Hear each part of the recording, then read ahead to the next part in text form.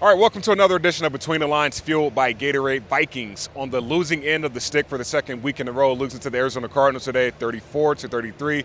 Ben Leber, voice of the Vikings, Paul Allen, PA. This is my 18th game as an employee for the Vikings, and this one by far hurts the most. Yeah, this one stings me too. They don't generally sting me. They just don't sting me as much as this one does today, like Cincinnati didn't and other ones didn't. But you know, you get a pick six from Nick Vigil, and you get Harrison Smith coming on the most non-obvious A-gap up the middle blitz that I've seen Harrison ever come on. He gets through, but then Mac gets lost with Christian Kirk. I mean, it just so many things. Ben, my God.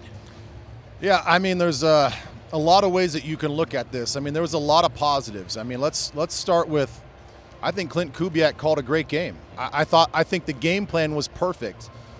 You gash these guys. They're known for speed on the outside and the perimeter. So what do? You hit it hard. You hit it fast on the inside.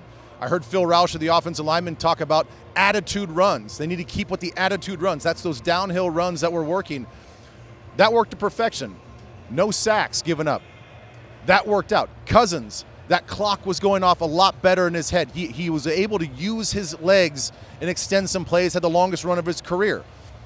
He put the ball on the money when he had to at certain times. I mean, it's hard to really look at the offense and say, what else could you guys have done better? Defensively, hey, man, you're going against a special talent in Kyler Murray. Were there some mental busts? Absolutely. When you get into scramble coverage, that turns into plaster coverage. That turns into go attack the first color jersey, that opposite color jersey that you see, and take him man-to-man. We failed to do that a couple times. It led to some big plays. So, you know, outside of some of those obvious things, I thought there's a lot of good things to take away from this loss. Stephen Weatherly walks out of the locker room. I was just about to say that. And I mean, he just dropped an expletive so mad I think he pulled his violin out of his suitcase and broke it. So that kind of personifies everything that's happening now. I'm surprised his glasses didn't come off when he said the expletive. But, PA, we were talking right after the halftime break. The Arizona Cardinals scored 10 points in 34 seconds. I feel like that's a point in the game that not many people are talking about. Of course, you know, we bounced back, but still, that 10 points in those 34 seconds. Your thoughts? That's a great point. I mean, that's a fantastic point because those 10 points, obviously, in a one-point game matter. Rondale Moore goes uncovered, gets loose for 77, but then again, so does K.J. Osborne on the second play of the game. So, I mean, it wasn't the most crisply played, beautiful, stylistically, technique-wise sound game in the history of the NFL, but it was explosive. It was fun. A lot of great players out there. And, you know, the Vikings, whether fans want to believe it or not, they did take a step today, a positive step on several levels, like the offensive line not giving up a sack.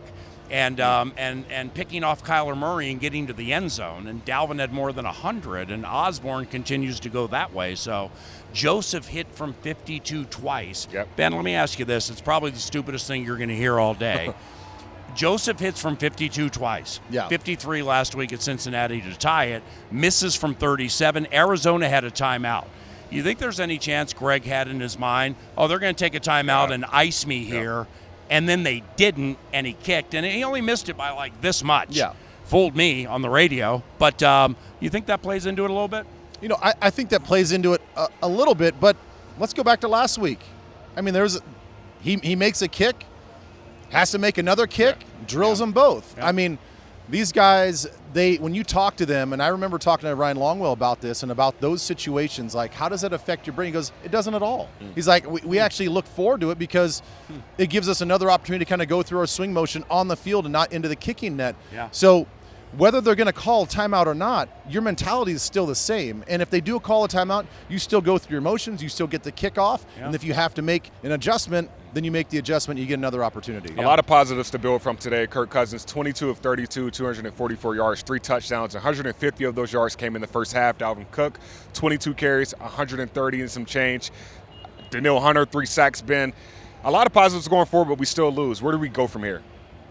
Well, I mean, I think there's still a ton of positives. I think that you look at yourself and your team and you say you battled. Like, we got explosive. You know, we didn't kill ourselves with penalties. I mean, that was the thing. We didn't know after preseason and after last game, who was this team? What is this team? We don't know what it looks like. We didn't give ourselves the right opportunities last week because we had so many second and third and long situations. Now that I think that we see the team that's emerging, even after a loss, I'm much more optimistic about what this team looks like going forward. Yeah, you're not going to play many. You're not going to play many more teams with a running quarterback or a dual threat quarterback, other than Lamar Jackson that we play later in the year. Well, you got Russell next game. Yeah, and Russell's better than Kyler Murray. Okay, until Kyler puts together an HOF career and stops throwing it to Nick Vigil. And I mean, Kyler's good. Don't get me wrong. I ain't disrespecting Kyler Murray, but everybody's just so on him after that 5 TD game against Tennessee. We've called and seen a million Viking-Seattle Seahawks games with Russell. I can't ever remember him doing that, so it gets harder next week. I mean, 400 passing yards is still 400 passing yards, but I definitely hear your point there. 400 passing yards, 4 touchdowns. But we move on to next week, PA. We move on. We build. We grow. And this is all we have from today. We go back next week, fight, move forward, and get a win at home against the Seattle Seahawks. This is Between the Lines, fueled by Gatorade.